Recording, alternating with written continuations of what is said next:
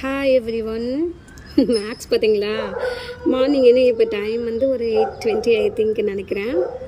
பாருங்கள், காலையில் மேலே வந்தால் குக்கிங்லாம் முடிச்சுட்டு 2 பேரும் கொஞ்சம் வந்து ஷவுட் பண்ணிகிட்டே இருப்பாங்க. எதுக்காகனா, மேக்ஸ் வந்து என்னை எக்ஸ்பெக்ட் பண்ண மாட்டான், அவன் வந்துடுவான். பட் ஷாஷு அப்படி கிடையாது.